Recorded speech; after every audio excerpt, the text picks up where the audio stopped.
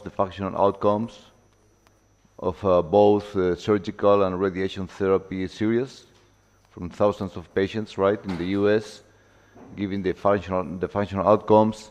And you've showed us that the functional outcomes of focal therapy are much better. The problems I see so far, and I think that's why still focal therapy should be regarded as in its infancy as a therapeutic tool. You're giving us outcomes for your series with, if I'm not wrong, with 20 cases and 41 cases. The European Urology multicenter series is in the range of 123 serious patients. So you think it's fair to compare the robust and mature data of conventional therapies such as surgery and radiation therapy to the outcomes with a technique so much in its start that is being delivered in an extremely highly experienced hands and centers like yours? I think that's a very good question. In the systematic review of focal therapy, there were well over 2,500 men. This slide that I present represents 625 men in the UK across a number of users, and was an update done 2 years ago. And in the UK, we do about 250 cases across the UK per year, so the number is probably now closer to 1,000.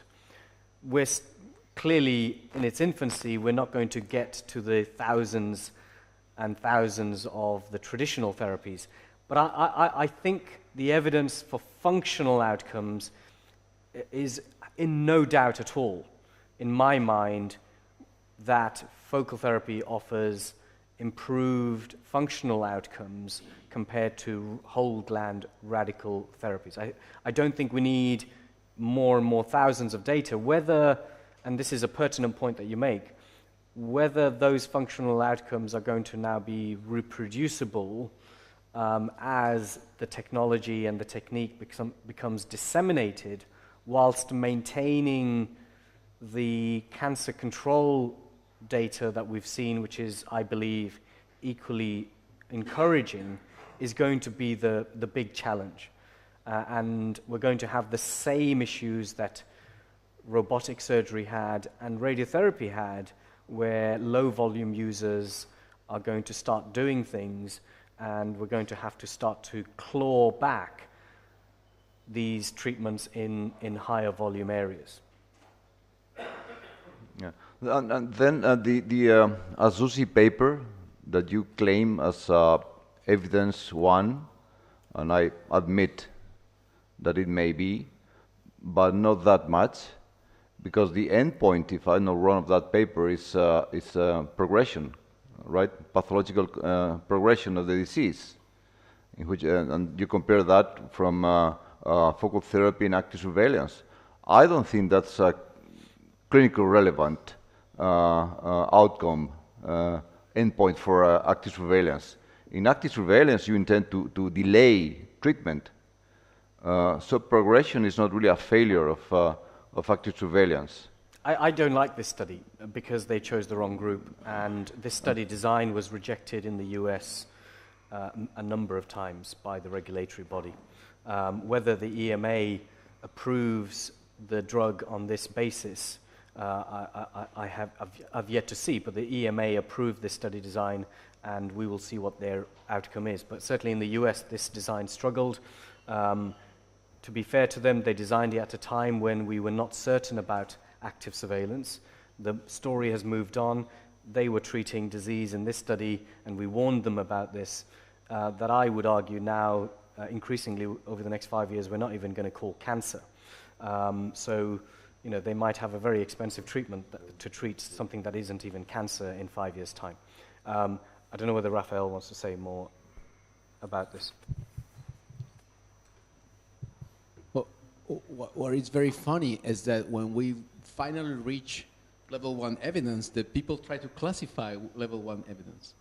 This is very funny because this is what the problem with this study, beyond all personal beliefs, is that this is a drug study.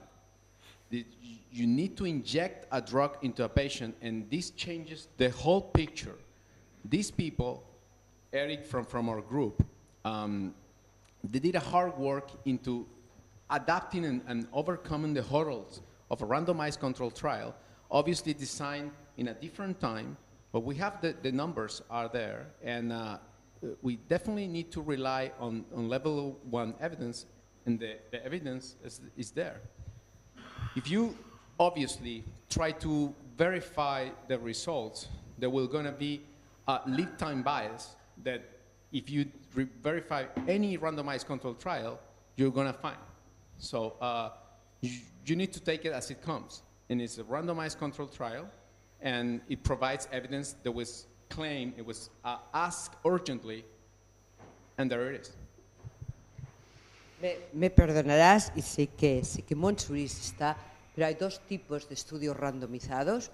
Uno es el estudio randomizado de alta calidad, que es level, nivel 1B, 1B, y el estudio randomizado mala calidad, te pido excusas, y en el estudio de TUCAT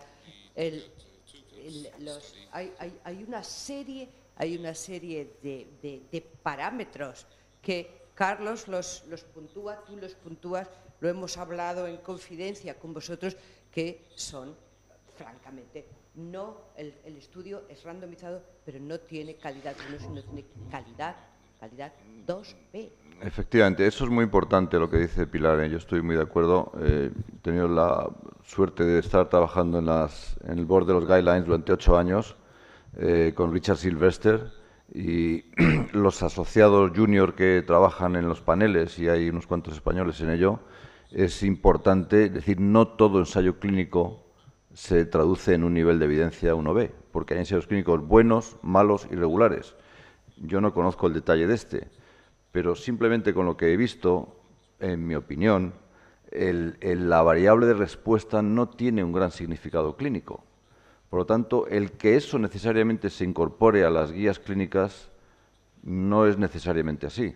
Por lo tanto, es decir que es un ensayo importante, tiene interés, pero no necesariamente se debe derivar de él una recomendación grado A, ni muchísimo menos. Por lo tanto, yo creo que tenéis que seguir trabajando, los que trabajáis en esto, que lo estáis haciendo muy bien, y en centros como los vuestros, que trabajáis bien, que tenéis los recursos, pues proporcionar al resto de la comunidad datos sólidos, y estaremos encantados de ello, ¿no? Bueno, ahora vamos un poco justos de tiempo, entonces me gustaría darle las gracias a los panelistas por sus exposiciones y seguimos con la siguiente sección.